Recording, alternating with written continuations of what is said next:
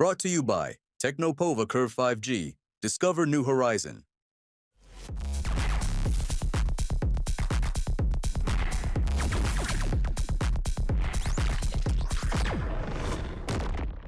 अट्ठारह और 19 जून को पीजीटी की परीक्षा होनी थी, वो एक बार फिर से टल गई है। ये तीसरी बार है जब परीक्षा को टाला गया। शिक्षा चयन आयोग ने इसकी वजह तो नहीं बताई, लेकिन छात्रों में आक्रोश है। लाखों की संख्या में उत्तर प्रदेश में ऐसे छात्र हैं जो प्रतियोगी परीक्षाओं की तैयारी कर रहे हैं। इस समय हम संपूर्णानंद संस्कृत विश्वविद्यालय के एक शोध छात्रावास में हैं।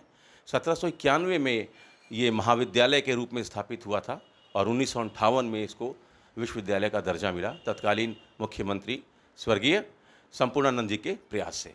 तो कई जो प्रतियोगी परीक्षाओं की तैयारी कर रहे हैं शोध छात्र हैं। क्या नाम है आपका? मेरा नाम अनुराग पांडे है। पांडे जी, तैयारी पूरी थी?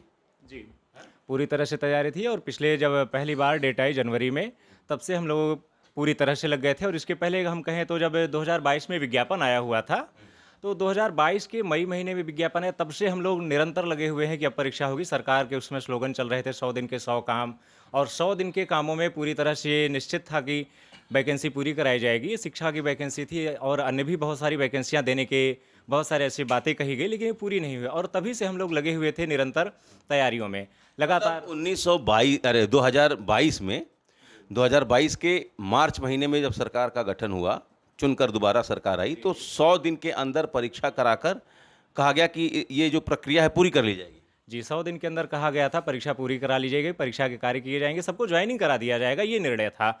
लेकिन उसके बाद 2-4 महीने बीते, फिर लगा कि नया आयोग बनेगा। नया आयोग बनाने के नाम पे 2 साल का समय गया और गत 2024 में 23 में आयोग बनते बनते 2024 आ गया। फाइनली 2024 में आयोग बना, आयोग के अध्यक्ष का गठन हुआ, आयोग के अध्यक्ष की नियुक्ति हुई, परीक्षा नियंत्रक की हुई, और फिर जैसे तैसे करके जनवरी माह में फाइनली एक डेट आती है कि 14 मई को टीजीटी की परीक्षा कराई जाएगी और 21 जून को पीजीटी की परीक्षा कराई जाएगी। उसी के कुछ दिन के ही बीच में फिर एक दूसरा आदेश आता है, 21 जून की पीजीटी परीक्षा निरस्त की जाती है। उसको 2-3 दिन पहले यानी 18 और 19 जून को किया जाता है। फिर कुछ दिन बाद टीजीटी की परीक्षा की डेट कैंसिल, और फिर उसके तुरंत बाद अभी इस समय लगातार 10 दिन पहले, जब परीक्षा के 10 दिन बचे हुए हैं और तैयारियां एकदम चरम पे रहती हैं, छात्रों का कहीं भी आना जाना एकदम बंद रहता है। यहाँ तक कि बच्चों को तो हमने देखा है कि खाना पीना भी शायद बहुत सीमित हो जाता है, इतनी चरम पे तैयारियां रहती हैं। और उन सारी चीज़ों को छोड़ करके लड़के तैयारी करते हैं और अचानक से परीक्षा स्थगित की जाती है। आपका क्या नाम हुआ? मैं रोहित कुमार मिश्रा, संपूर्णानंद विश्वविद्यालय का शोधक छात्र हूँ। हम लोग बात कर रहे हैं जो है पीजीटी परीक्षा पर। तो आपको बता दूं कि सरकार का एक सबसे बड़ा ब्रह्मास्त्र शब्द बन गया अपरिहार्य कारण। वस्तुतः वो अपरिहार्य कारण क्या है किसी को नहीं पता, जबकि हम लोग कह सकते हैं कि ये सरकार की सबसे बड़ी कमजोरी है। और यहाँ तक कि जो है प्रयागराज का जो धरना चल रहा था उस पर देखा गया कि जो है शुचितापूर्ण जो है पारदर्शितापूर्ण जो है परीक्षा कराई जाए, और जो है क्या है पेपर बिके नहीं। तो पेपर बिके नहीं इसका मतलब क्या है कि या तो सरकार जो है पेपर स्वयं बेच रही है, तब तो ऐसे नारे लग रहे हैं शिक्षा माफियाओं को जो है यदि पेपर नहीं मिला इस कारण से परीक्षा टली है। और ये लोग जो कारण दे रहे हैं कि अपरिहार्य कारण क्या होता है? आप जो है मात्र 8 दिन पहले जो है बता रहे हैं। हम लोग यहाँ 4-4 महीने से, वैसे तो कहते हैं 3 साल हो गया, 2 साल हो गया, लगातार बैठ कर के तैयारी करें, लेकिन इधर की जो 3 महीने की तैयारी है वो व्यक्ति कहीं आना जाना नहीं कर पा रहा, सारे रिश्ते संबंध छोड़ देता है। और फिर जो है जा कर के हम लोग बैठे हैं, तो चिंतन करिए कि जो है उसके पश्चात। और दूसरी बात मैं आपको कह दूं कि संस्कृत के विद्यार्थी हम लोग, संस्कृत के विद्यार्थी होने के नाते कहीं ना कहीं कुछ समस्याएं भी होती हैं, आर्थिक परिस्थितियां भी होती हैं। ये सरकार इतनी निकम्मी सरकार हुई कि हम लोगों का स्कॉलरशिप खा गई। 84,000 छात्रों का इसने कहा कि मैं स्कॉलरशिप देने जा रही हूँ, सरकार ने कहा, और जो है 300 रुपये का यहाँ चेक पकड़ा करके चले गए। चिंतन करिए कि 300 रुपये का जब चेक आप पकड़ाते हैं तो चेक बनवाने में जो है 300 रुपये से अधिक लग जाता है आपका खर्च। और हमने इस पर पोस्ट भी किया था। उससे पहले हमने इनको बधाई भी दी कि आप जो है हमें छात्रवृत्ति देने जा रहे हैं, इसका बधाई दिया, लेकिन पता चला कि 300 रुपये आप हमें देने जा रहे हैं। शोधार्थियों का जो है आपने कहा कि हम आपको 8,000 महीने हर महीने देने जा रहे हैं, आज तक 1 रुपया नहीं मिला। 2 साल से हम लोग हो गए भैया जो है पीएचडी करके निकल चुके। भैया, ये जो बता रहे हैं आर्थिक परिस्थिति, आर्थिक जो परिवार, सबका परिवार इतना संपन्न नहीं है कि सालों तक वो तैयारी का खर्च दे सके। कितनी मुश्किलें आती हैं जब परीक्षाएं टल जाती हैं, आपकी तैयारी भी पूरी है, लेकिन अपरिहार्य कारणों से परीक्षा नहीं हो पा रही, आयोग बताता है, कितनी परेशानी होती है? सर, इसके लिए तो बहुत परेशानी होती है। इस विषय में मैं तो ये कहना चाहता हूँ, जब 2022 में इन्होंने फार्म डलवाए थे तो किस मुश्किलों में उस फार्म को आदमी डालता है। डालने के बाद तैयारी के पर्पज़ से बाहर रहना चाहता, बच्चा घर में नहीं रहना चाहता, क्योंकि घर में भोजन भजन स्नान ध्यान सबकी व्यवस्था होती है। बाहर जब जानता है आदमी बुढ़िया बिस्तर लेकर के, तो खाने पीने की रहने की सारी चीज़ असुविधाएँ होती हैं।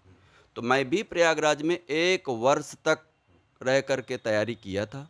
तैयारी करने के बाद जब मेरी भूखमरी का कारण बनने लगा, मैं रोटी कपड़ा आदि से मैं त्रस्त हो गया, तो मैं प्रयागराज छोड़ करके पुनः वाराणसी आया।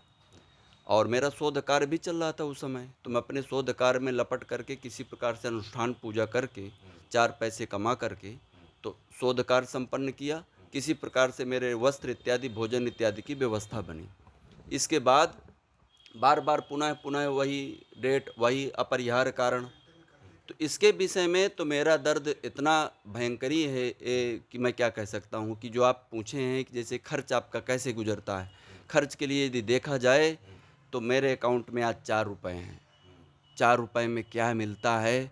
आज मैं कहीं न पूजा कर पा रहा हूँ, न पाठ कर पा रहा हूँ, न कहीं अनुष्ठान कर पा रहा हूँ। घर वाले भी पैसा देना बंद कर दिए हैं। मेरी उम्र के अनुसार से यदि मेरा देखेंगे, मैं अभी आपको दिखा दे रहा हूँ, यदि मेरे उम्र के हिसाब से देखेंगे तो कोई मेरे घर वाले 25 पैसे हम नहीं देते हैं। कहते हैं आज तक तुम किए क्या हो। हम इस सरकार से उम्मीद लगा के बैठे हुए हैं कि कहीं में कहीं से रोजगार मिलेगा, लेकिन रोजगार के नाम से इन्होंने जीरो हैं। अब हम सोच रहे हैं कि अब इस सरकार से हम कुछ हो नहीं पाएगा। अब अगली सरकार का हम सभी छात्रों ने एक टीम एकत्रित करेंगे, इस सरकार को हटाने का प्रयास करेंगे। अब इस सरकार से उम्मीद नहीं है ना, इस सरकार से न कतई अब उम्मीद है, न आगे होने वाली है। ये तो संस्कृत को समर्पित, संस्कृति को समर्पित, आध्यात्म को समर्पित, माँ भारती को समर्पित सरकार है भाई साहब। ना ना ना ना ना ना, सब ये प्रोपोगंडा है, कहीं समर्पण नहीं है। आप देखेंगे कहीं भी उठा करके देख लीजिए, संपूर्णानंद संस्कृत विश्वविद्यालय की नियुक्ति देख लीजिए सर, 4 रुपये 14 पैसे अकाउंट में मेरे बैलेंस हैं। अब इससे मैं क्या खर्चा चलाऊंगा? नहीं, ये तो बहुत जी। क्या खाऊंगा, क्या पीऊंगा?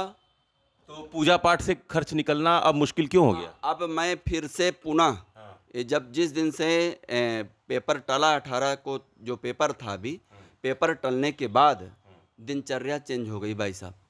दिनचर्या ये चेंज हो गई है कि गजब की नींद लग रही है। 5 बजे बढ़िया जगते थे, पूरी रात्रि भर जगने के बावजूद भी 5 बजे जग जाते थे। अनुराग जी हो गए, मतलब हर एक छात्रावास में जगने का, पढ़ने का माहौल था, तो सब कोई जगता है। अब टल गया तो दिनचर्या चेंज हो गई भाई साहब, उठने का मन नहीं करता, इतना शरीर थका हुआ है इतने दिनों की तैयारी में। ये लोग जो द्रवित होकर अपनी बात कह रहे हैं, आप क्या कहना चाहते हैं? बिल्कुल सही है सर, कहना ही क्या है। जब इतने ही दुख दर्द में बैठे हुए हैं तो अब कहने के लिए कुछ बचा ही नहीं है। अब इतनी पीड़ाओं के कारण कोई कुछ क्या कह सकता है, कितना सरकार पर कह सकता है। जब नहीं निकाल रहे हैं, इतने सालों से छात्र तैयारी कर रहे हैं, वो चीज़ नहीं निकाल रही सरकार, तो उनको भी इस पर ध्यान देना चाहिए। तो सरकार इस पर ध्यान ही नहीं दे रही है तो फिर बेकार नहीं है सरकार, क्या करेगा छात्र? मतलब ये परीक्षा भी नहीं करा पा रहे हैं? तो परीक्षा नहीं करा पा रहे हैं, इसीलिए तो कह रहे हैं कि बेकार ही तो है सरकार फिर। अच्छा, ये भी कारण हो सकता है क्या कि कोई बेईमानी ना हो, फुल प्रूफ एग्जाम हो, कोई पेपर आउट ना हो, हम उस तरीके से परीक्षा कराएंगे? हो सकता है सरकार की ये मंशा हो। बिल्कुल ऐसी मंशा होनी चाहिए, लेकिन क्या इसके लिए 3 वर्ष का समय लगता है क्या? इसके लिए समय तो उतनी ही लगनी चाहिए। जिस बेईमानी या जिस चीज़ों को हम रोकना चाहते हैं वो कल भी हो सकती है, वो आज भी हो सकती है, 10 साल बाद भी हम करेंगे, 10 साल बाद भी संभावनाएं बनी है। ये पूरी पारदर्शिता रखने का पूरा कार्य आयोग का, सरकार का और शासन का है। शासन कहीं ना कहीं इसमें नाकाम है, जो नहीं कर पा रहा है। इसके लिए और कोई विकल्प नहीं है।